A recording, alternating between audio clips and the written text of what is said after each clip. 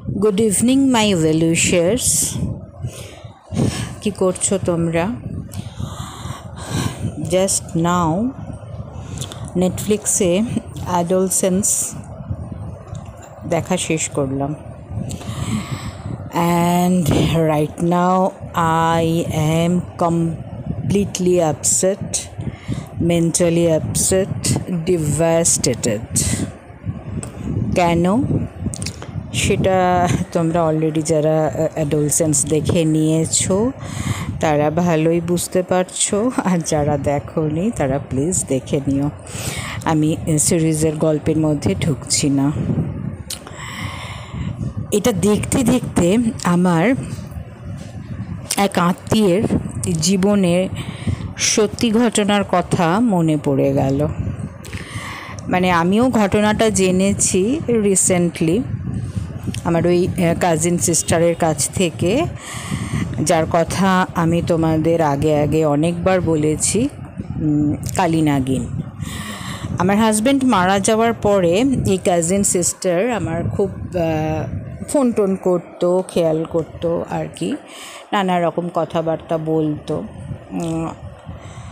তো তার মুখ থেকেই শোনা এই ঘটনা বলছি, অ্যাকচুয়ালি সত্যি, ভীষণ রকম সত্যি। আমি শুনে জাস্ট হয়ে গিয়েছিলাম। নিজেদের পরিবারেই যখন এরকম ঘটনা ঘটে তখন অবাক হয়ে যাওয়া ছাড়া আর কিছু করার থাকে না।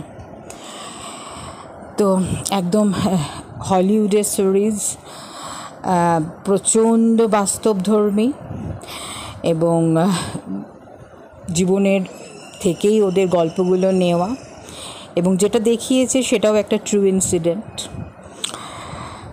তো আমার এক পিসি, সে বেনারসে থাকে, তার বড় মেয়ের বড় ছেলে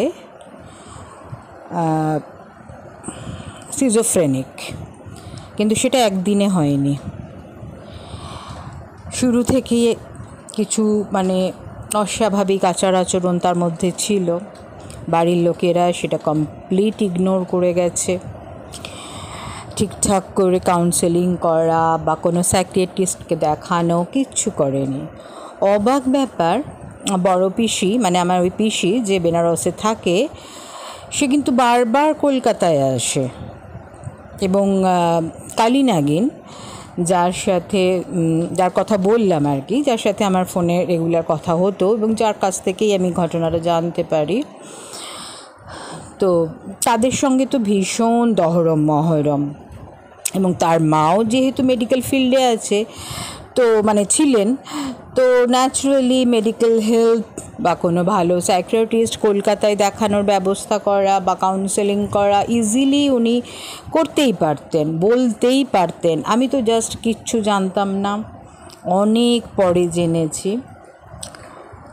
অবাক ব্যাপার, এতবার কলকাতায় আসে, বিয়ের বাড়িতে আসছে বুড়ো বয়সে, চুলে কলপ লাগিয়ে, ঠোঁটে লিপস্টিক লাগিয়ে, গালে রুজ লাগিয়ে ভিডিও বানাচ্ছে, নাচছে, গাইছে, খাচ্ছে, উৎসবে মুখর হয়ে যাচ্ছে। And at the same time তার নাতি একটা লোকাল আশ্রম বলে, সেখানে হয়তো লাঠির গুঁতো খাচ্ছে অথবা ইলেকট্রিক শক খাচ্ছে, সেখানে আনন্দে মেতে রয়েছে। এবং তার মেয়েও অ্যাকচুয়ালি যার ছেলে, তো সারাক্ষণই বলতো যে ভীষণ বড়লোক, তার জামাই ব্যাংকে চাকরি করে, মারা গেছে, অঢেল সম্পত্তি রেখে গেছে, বিশাল নাকি বাড়ি রেখে গেছে। আমাকে বারবার বলতো।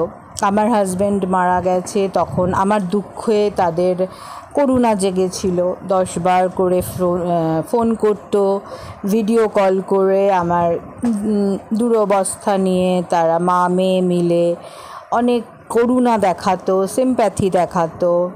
হ্যাঁ, তো কিছু সময়ে আমি সেগুলো শুনতাম মুখ বুজে, আর কখনো ফোন রিসিভ করতাম না। তো পরে জানলাম যে ছেলেটি অ্যাকচুয়ালি অনেক ছোট থেকেই মানে কীরকম অস্থিরের মতন আচরণ করতো। তার বাবা কিন্তু মানে ভালো মানুষ ছিল, মানে সেরকম যে বাচ্চাদের ওপরে খুব স্ট্রিক্ট হওয়া, খুব বকাবকি করা বা মারধর করা কিছুই না। অথচ ছেলেটির উৎপাত দিন দিন বেড়েই উঠেছিল লাগাম ছাড়া। এরকমই 12-13 বছরের যে সন্ধিক্ষণটা, সেই সময় মানে যে কোনো জিনিস চাইলেই দিতে হবে, না হলেই ভাঙচুর, না হলেই ছুঁড়ে ফেলা, এবং লাস্টে এমন একটা পর্যায়ে গেছিল যে সে তার বাবার গলায় ছোরা ধরেছিল। এসব কিছুই আমার ওই কাজিন সিস্টারের মুখ থেকেই জানা। এবং তখন তারা বাধ্য হয়ে ওই লোকাল কোনো আশ্রমে দেয়, এবং ছেলেটি তো কমপ্লিটলি এখন সিজোফ্রেনিক। আশ্রম থেকে মাঝে মাঝেই বাড়ি পাঠিয়ে দেয়। তখন ওরা ওই রোগটাকে ধামাচাপা দিয়ে এখানে ওখানে কারখানায় আর কি কাজে লাগিয়ে দেয়। তো এই রোগ তো ধামাচাপা দেওয়ার নয়, ড্রাগ অ্যাডিক্টেড নেচার বেরিয়েই আসে, কতক্ষণ আর ধামাচাপা দিয়ে রাখবে, আবার সেই আশ্রমে পাঠিয়ে দেয়। মানে ছেলেটা কমপ্লিটলি শেষ, তার জীবনটা শেষ। তো আমার মানে শুনে অবাক হয়েছিলাম যে প্রতি বছর কলকাতায় আসছে, বিয়ে বাড়ির উৎসবে মেতে উঠছে, অথচ মানে একেবারে অশিক্ষিত, মূর্খ, অজ্ঞানের মতন এটুকু জানে না যে মানসিক রোগও কিন্তু শারীরিক রোগের মতোই তার চিকিৎসা দরকার। একটা কথাটা বলা অন্তত আত্মীয় স্বজনদের, যে কোনো মেডিকেল হেল্প যদি লাগে, কোনো সাইকিয়াট্রিস্ট, একটা কাউন্সেলিং, একটা প্রপার ট্রিটমেন্ট, একটা প্রপার রিহ্যাব, কিচ্ছু করায়নি। লোকাল একটা হাতুড়ে ডাক্তারের মতন দেখিয়ে তাকে রেখে দিয়েছে, এবং জাস্ট মানে আনন্দে, নিজেদের দৈনন্দিন আনন্দে মেতে রয়েছে। এরকমও কেউ হয়? কি করে হয়? মিনিমাম একটা মানবিক বোধ থাকলে কোনো মা কি পারে বিয়েবাড়ির আনন্দে মেতে উঠতে, যখন তার নিজের সন্তান একটা আশ্রমের মধ্যে লাঠির গুঁতো খাচ্ছে? ভাবতে পারো তোমরা বন্ধুরা? কথাটা সেখানে নয়, কথাটা হচ্ছে যে তোমার বাড়িতেও যদি 12-13 বছরের বাচ্চা থাকে, সে ছেলে হোক বা মেয়ে হোক, এটা এমন একটা ভাইটাল সময়, যে সময়ে পুরোপুরি শৈশব অবস্থাটাও চলে যায় না, আবার যৌবনটাও যেন আছড়ে পড়ছে। এই যে একটা সন্ধিক্ষণ, এটা একটা ভাইটাল পিরিয়ড। ফিজিক্যাল অনেক রকম চেঞ্জেস হয়, এবং তার সাথে মেন্টালও। আর এখন তো জানোই, ফেসবুক, ইনস্টা, এই সমস্ত সোশ্যাল সাইটের তো কোনো মানে কি বলবো, আর কোনো তো শেষ নেই। প্লিজ কোনো রকম চেঞ্জেস, একটুও যদি কোনো রকম বিহেভিয়ারাল চেঞ্জেস দেখো, ইমিডিয়েট কাউন্সেলিং করাও, প্রফেশনাল হেল্প নাও প্লিজ। তুমি মা, বন্ধুর মতো মেশো, সন্তান না হলে শেষ হয়ে যাবে। বাড়ি দেখো, তোমার বিশাল বাড়ি থাকতেই পারে, একটা ভূমিকম্প, একটা সুনামি, বন্যা, যে কোনো প্রাকৃতিক বিপর্যয় শেষ হয়ে যেতে পারে।